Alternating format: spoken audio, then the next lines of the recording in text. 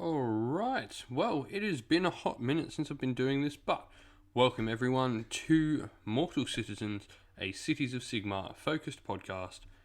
I'm your host, Luke, Dad Hammer, and welcome everyone.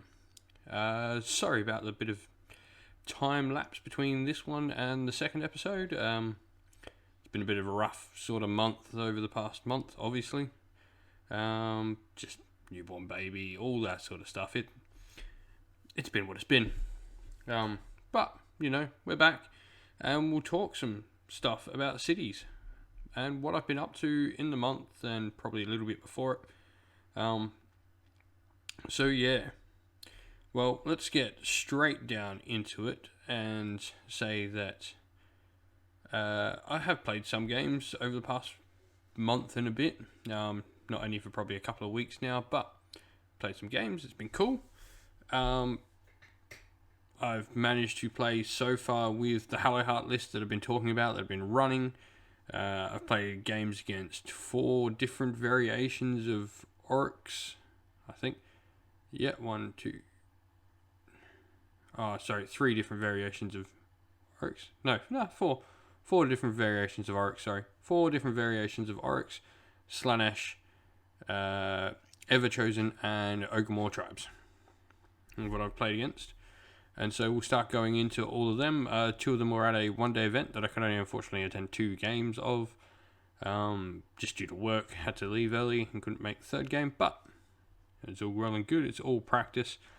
And yeah, talking about what we're going to be doing going forward. So for those who've listened, I can't make CanCon this year. Obviously, I've got a newborn and can't leave the wife with 2 children this time. So that'll be what it'll be. I'll miss CanCon this year. Oh well. Is what it is, family first. The name's Dad Hammer. I am a dad before a Warhammer fan. And so yeah, but however, tickets tonight went on sale for SAGT, South Australian Grand Tournament, run by Mr. Doom and Darkness. If you are not a subscriber of him, you should definitely go check him out. His stuff is awesome. He loves Ogre tribes, and he's just an all-round great dude, and all proceeds that he makes off his channel do go to charity, and he's pretty open about sharing that, and with everyone, it's fantastic. Dude's a legend in my eyes. I believe the charity he's donating to at the moment is like dementia research, which is it's fantastic. So definitely go check Doom out if you haven't already. I'd be surprised if you didn't know who Doom and Darkness is. But yeah, so yeah, SAGT is coming up. So that's what I'm going to be working towards. So I'm going to hopefully be taking Cities of Sigmar. I've got a few different list ideas. I can say I thoroughly tried Hallowheart I've now played about 7 or 8 games with it. And yeah, I think I've got a handle on the list now that I've been running. And yeah, so without further ado, we're just going to get straight into talking about these games because it's what we're here to do. Well, first of all, we'll talk about the list. I have run the same list for all these games bar the first one, but won't matter too much. It wasn't too different a variation of the list. So the list is a Celestial Hurricanum with Ignax's Scales. It is not the General. I then have a Knight Incantor who is the General. A Dark Elf Sorceress with the Whitefire Tome.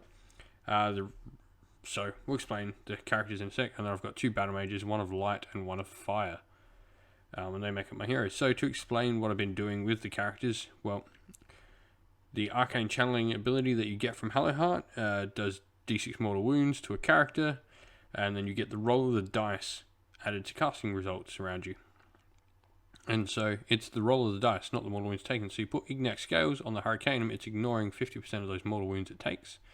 And then add in the fact that we have a d6 heal in the Hallowheart lore, you'd be pretty...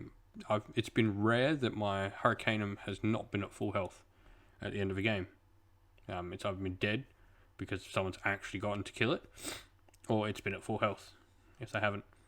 And so, yeah, that's the reason behind that. The Whitefire Tome is the one that allows the wizard to know all spells from the lore. I give this to the sorceress. I don't really have an idea of like what other artifact I could potentially choose, This seems good because it gives the sorceress access to all the spells, and she has an innate +2 to cast by sacrificing a Dark Uncommons model. So she seems like she gets the most versatility out of that. And then all these heroes are neatly wrapped up inside the Whitefire retinue, which gives them +1 to cast, +1 to dispel. Which is cool, and lowers my drops in the entire army down to 5. For battle line in the army, I do have 30 Eternal Guard, 10 Handgunners, and 10 Dread Spears. The Dread Spears are just Dread Spears and not Dark Shards because I just didn't have the points. That 10 points was better used elsewhere. I also find that that little bit of combat potential is actually good for late game objectives because you can combine them with the sorceress, and her command abilities actually allows them to run and charge. So they can be really good if there's still a few of them alive. They can actually go hit off a couple of models off an objective potentially. So that's why I've gone for them. A hero manning an objective and he's got 1 wound left, 5 or 6 Dread Spears could potentially get him. So it's just cool, bit of versatility there. I find they're just a bit better than Dark Shards.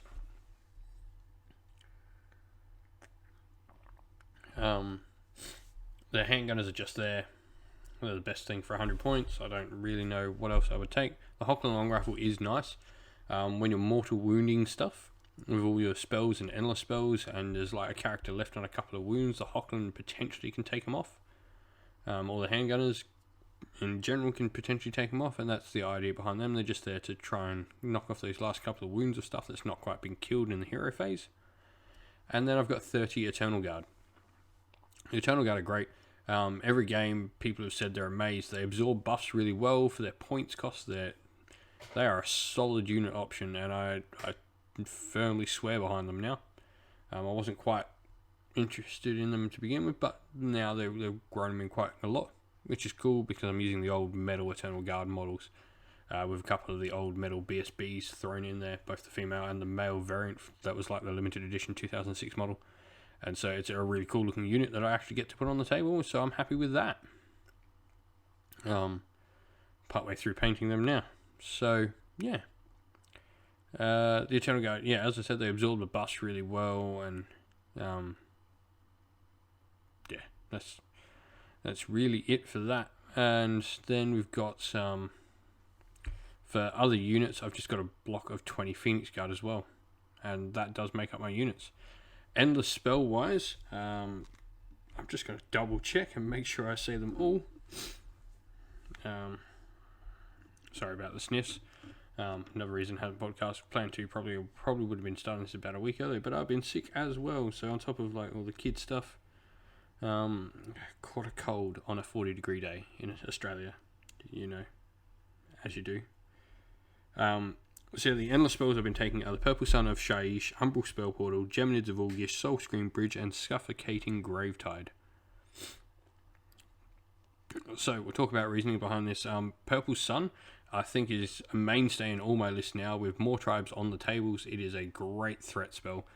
Yes, it doesn't always go off, but it actually removes stuff flat off the table. So it's really good with even with Orc War Clans being about and all those multi-wound models. It really does pack some damage. The Umbral Spell Portal is great. Just allows you to get spells where you want them. Geminids of August, it's a solid choice. Neg 1 hit, neg 1 attack. D3 model wins, remembering you're re-rolling those D3s as well. Soul Scream Bridge, this is a very important piece in the army. And I'm currently waiting to see what happens. We know we've got the big FAQ coming out, but at the moment, a 24-inch bridge to be able to move my bunkers around is really good. And then we've got Suffocating Gravetide. This is actually really good on the spell because it's just such a large base and it can move. I've used it a lot to block things off or chuff stuff out. It's really cool when combined with the Soul Scream Bridge because you can leave some stuff back and they're actually screened off pretty well because the Soul Scream Bridge base plus a Suffocating Gravetide is quite a large area. And so that's the list that I've been running. I've run that out of all these games except the first one against the Ironjaws, so we probably won't talk too much about that game just because I can't quite remember what my list was at that point. It's been a little bit of a while now. But So yeah, my first game I did play Iron Jaws against my friend. He was taking a Maw Crusher, multiple brutes, and some small Ardboy units, and a couple of pig units. I believe he was playing Iron Jaws Iron Sons. Like I said, this one's been a little while, so. But yeah. So what happened? The Maw Crusher came in, and it charged, and then I sort of took it off the table in response. The army sort of held out. And yeah, the idea behind the army that I've got going is that it's sort of a beta strike. The Eternal Guard and Phoenix Guard can withstand quite a good hit, and then I just endless spell back off the table and then try and scrounge it up from there. He really does need to play the long game in the army that I'm running. But yeah, and so that's the plan. And so yeah, I took the Maw Crusher off on my turn 1. Got some purple Sun-Ins and some brutes and stuff like that, and it was a really close game. I didn't have the Soulstream Bridge in this list at the time, but we did have a teleport because we were using the Realm of Life endless spells, practicing for CanCon for him, because Realm of Life will always be used at CanCon. And yeah, there was a teleport spell in there, and that's what really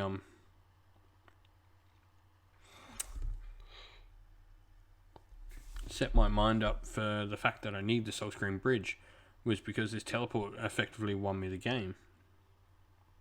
And so from there the list sort of changed.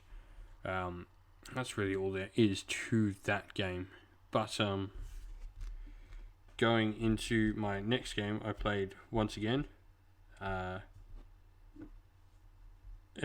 Warhounds. This time I was playing a Great War Army with the Ardboys dying and coming back sort of spam. And I ended up eking this out to a minor victory. Oh, and should say in the first game I did get a major victory. And so I got a minor victory in the second game. This was the one the brutes kept coming on. Effectively, I took one objective quicker than he did. And yeah, no, we both took one objective. We were playing what's it called? Duality of Death. And I took one objective, he took the other, and I effectively just go, well, my Phoenix Guard got caught a bit in no man's land, a bit of my own stupid decision making,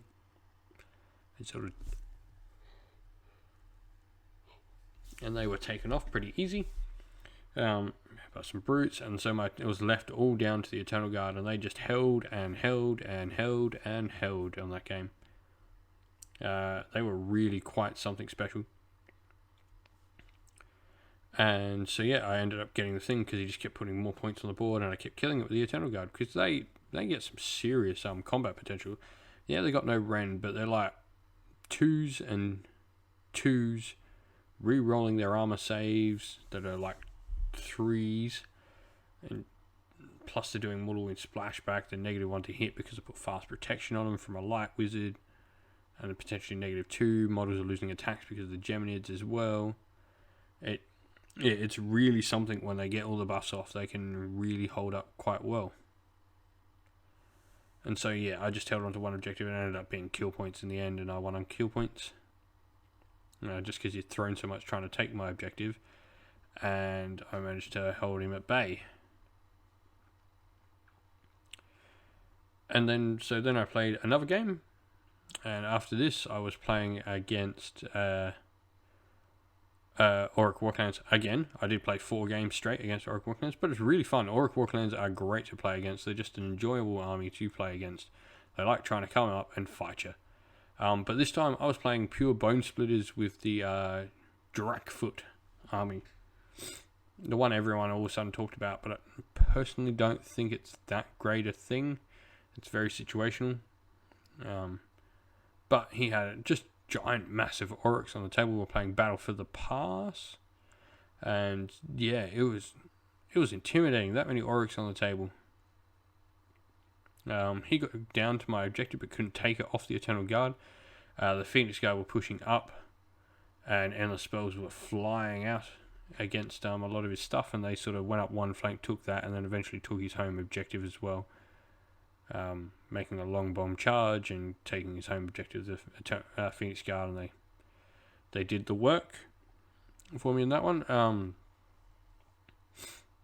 once again, the army sort of like got two objectives, held off some brute force, and then was still enough left to just sort of take off what was left after I endless spelled them back and magic them back. Yeah, this was a good game. Like, once again, Auric Warclans are just fun to play. Once again, the Eternal Guard were good, but this was probably the first game where the Phoenix Guard were really good and in a more offensive role, because the Eternal Guard just don't do the offense, like the moving about quite as well, because obviously they lose their Fortress of Bows buff if they move and stuff like that. And so, yeah, I learned a few different tricks with this one, but it all was sort of going well. At this point, I was 3-0 with Hallowheart, and so it was going pretty well. I'm quite enjoying the list. It's very different to play with like so many endless spells on the table, but it was working quite well. And so then after this, I had a one-day tournament. It was supposed to be 3 games. Unfortunately, I could only play 2, as mentioned. But is what it is. Work. Got to go there. Make the money to buy the Warhammers. And so first game up, I was playing against some Bone Splitters again from Auric Warclans. I can't remember the name of the tribe. It eludes me what the name of the tribe is. I haven't. But yeah, pure Bone Splitters, and they were playing 3 places of arcane power. I sort of it's sort of how it works. He went for all 3 objectives, and I only went for 2. Because I only went for 2, my army was split across less of the board, and therefore able to take more advantage. And by the time he'd brought in the stuff from the 3rd objective, it was just too late. I'd held off, spelled stuff off the tables, and effectively set myself up. I then also sneakily Soulscreen bridged over his lines, put Phoenix Guard, and the Phoenix Guard charged and killed off his characters. So that was that in that game. Rolled a double 6 charge with the Phoenix Guard, so that's 13 inch, and they tagged 2 characters at the back and killed them both off behind his units. What else was there? But yeah, that was another major win. Oh, excuse me, I'm recording this really late at night, but wanted to make sure I get a recording out because it's been a hot minute since I've recorded last. And just wanted to talk about it before I forget absolutely everything that's happened. And then after this, I got drawn against Slaanesh because I'd won so convincingly in the previous round. I was going to play the only Slaanesh army there. But I thought this was a good experience, and this was a good test for the list. Like, I played Auric Warclans 4 times. Everyone says they're good. They're not necessarily meta breaking, but they're good. And I was doing pretty well against good armies. And I'm like, well, this is the big bad. I want to test myself now. I'm like, I actually want to play this game. And so I made a mistake pretty early on with my Soulscreen bridge. He then dispelled it and flew a keeper over into the middle of my lines and killed my Hurricane on turn 1. That was bad. However, I did bring it right back, and I was quite in this game until about turn 4 when he ended up winning priority that I needed to win. It wasn't a double turn. I needed to probably get the double turn on my own. He didn't double turn me. He just got priority and was able to just take stuff off before I was able to do stuff. But that is what it is. I made a mistake really early on, and it hurt my effectiveness in combat by not having the +1 to hit, and hurt my magic ability. I'd lost 2 spells and a +1 to cast really early on. So it was all like nothing to do with a double turn or anything like that. This was all just coming down and back from my mistake that I'd made.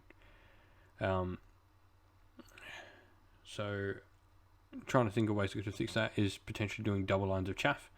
So I should have chaffed inside of, like, in case he dispelled the Sculpturing Bridge, I should have put a unit around the Hurricaneum as well as like the outside ring of chaff. And that would have worked better in my favour. He did take the Eternal Guard and Phoenix Guard there took quite some killing. They fought 3 Keepers, Demonettes, Hellstriders, Seekers, everything. And it took everything this Slaanesh army had, including summoning back multiple Keepers, to get rid of the Phoenix Guard and Eternal Guard. And so I'm really happy with how the army went. Like, I almost brought it back against Slaanesh after making such a horrendous mistake in the first turn. And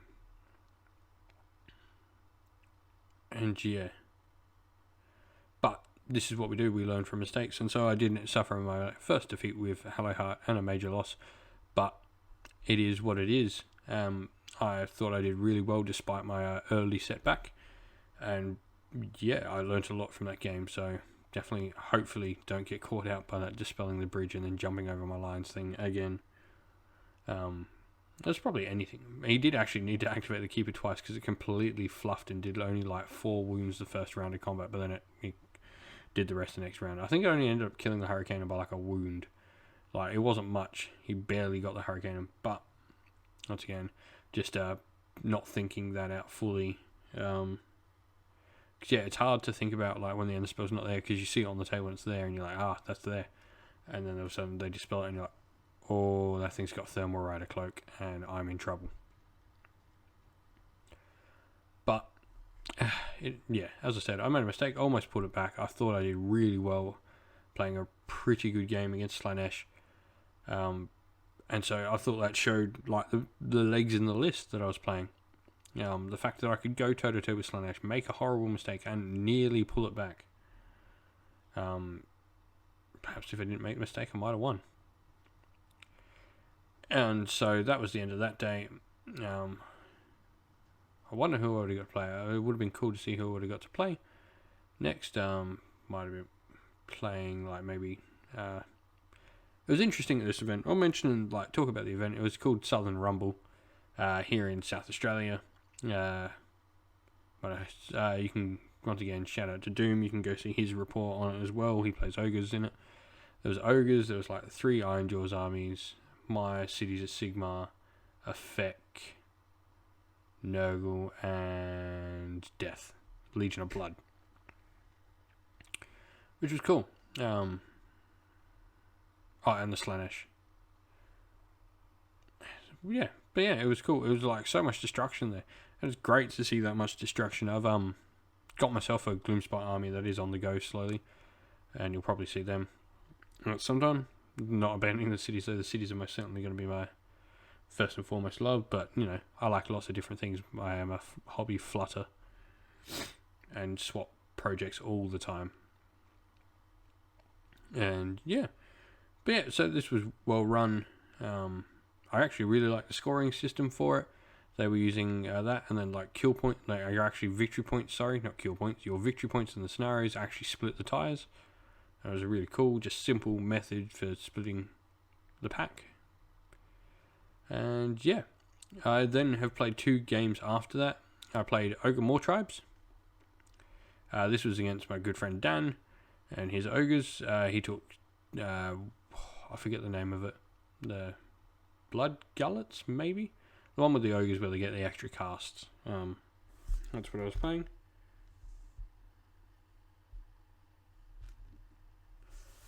And so I was playing some Ogres.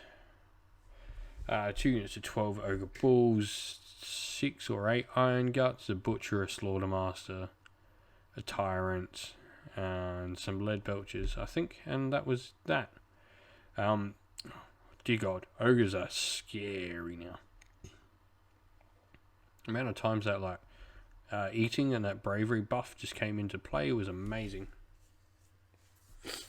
And the +2 movement and all that from being hungry. Like, there's some serious power in that Ogre book, and they hurt. We were playing... I forget what scenario we were playing in this one.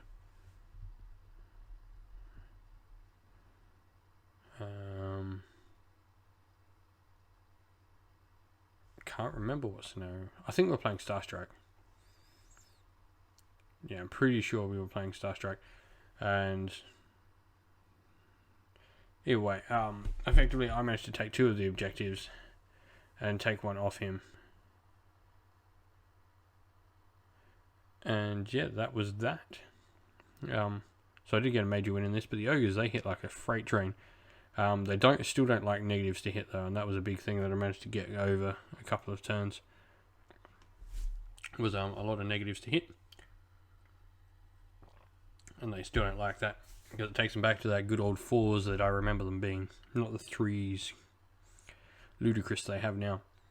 But this was like a sort of different test. Purple Sun just came up in droves here. I think it did so much damage to his army. I should jump back. Just Purple Sun in the last game against the Slanesh. I got the 6 against the Keeper of Secrets. Took a Keeper of Secrets off the table with Purple Sun. Yes! That was actually pretty cool and fun. And yeah, I got Purple Sun off. It went over the Iron Guts and did some serious damage. I think I killed 6. Yeah, he must have had 8 Iron Guts, because I think I killed 6 of them over 2 turns with Purple Sun.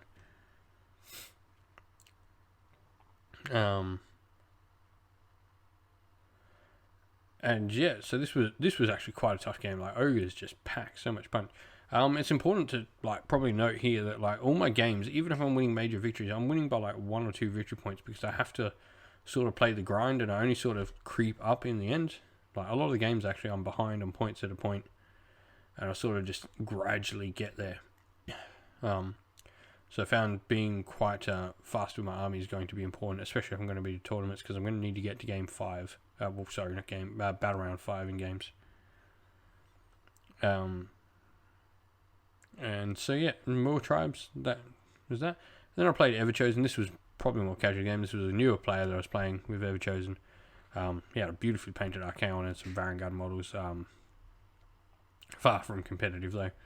And he was playing Hallowheart, and he sort of learnt what Hallowheart did, but he enjoyed his game. We were chatting about like how Slaves to Darkness are about to come out and stuff like that. So he was actually like quite happy he got to play against Hallowheart, because he didn't actually never seen like endless spells work properly before, and so he was like rather intrigued in like how they worked. And so it was really cool to like, okay, I'm playing a really strong list against something like a lot more further down the table. Competitively and against a newer player. However, this was like a really fun game to play, and he's asked me for other games. Unfortunately, I've just been busy the other days and haven't been able to go back and play him again. But it's been a good game to like. It's good to see that like, and like the mentality I'd suggest this to all new people. He took a loss well and thought about the reasons why he lost, and he's like, if I had done this, and if I had done this, and he's like, oh, I learnt this today. That I learnt what endless spells do. He was a great opponent, very graceful in defeat, and yeah, just a lot of fun to play against. Like, I was teaching him stuff, and he was like quite intrigued. He's like, I don't care that I'm losing. I'm learning so much here, and it's cool. Like that's fun when you play someone that's like, all right, cool. I'm getting my butt kicked. He's a new player. It's like, I'm getting my butt kicked. This guy's played for ages though. He knew I'd been playing for a while, and he's just like, but I can learn so much from this game. He's like, he learned entirely about what endless spells do and stuff like that, and learnt a bit more about positioning and terrain and some other effects like throughout the game that we were talking about. But yeah, that was a fun game. I crushed in this game. There's no other way to put it. I actually got the 6 again on the Purple Sun, this time against Archaon. And then in the end, my glorious Knight Incantor got all the buffs off and went up and smacked Archaon and killed him. My Knight Incantor smote Archaon. Vandus Hammerhand, you are crap. My Knight Incantor is better.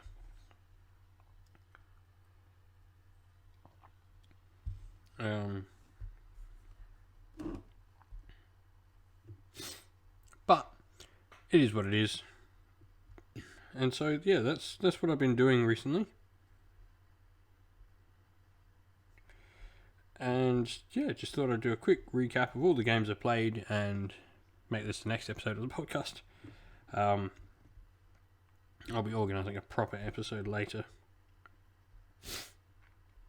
But in the meantime, I hope this has just been a bit of fun for everyone, just listening to me ramble on about some games. I'm working on getting an actual camera so we can start organising battle reports on the channel. They'll be a lot more narrative focused. I've got some plans for some more like beginner sort of stuff, because this person's actually asked me, he's like, I want some really like beginner stuff teaching about like these sort of things, and so I'll be working on some of that, especially like lore ones as well. You'll see more Lorehammer videos coming out.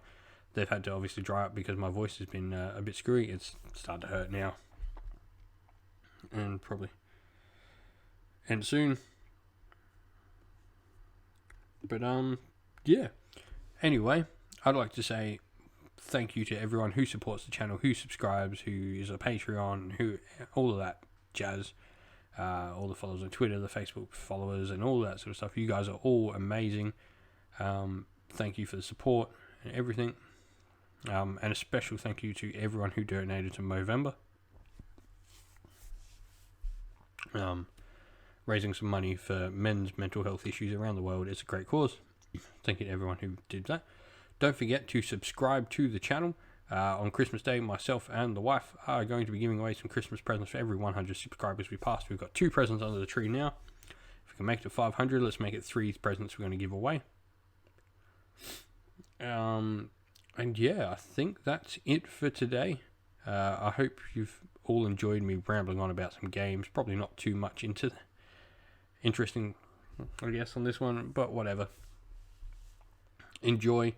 We'll be back again on Immortal Citizens soon. I'll hopefully have a bit more better content on the next one rather than me just rambling, and hopefully be able to talk for a bit longer, but my voice has given up on me now. Yeah, thank you all. I will talk to you all again shortly. Ciao for now.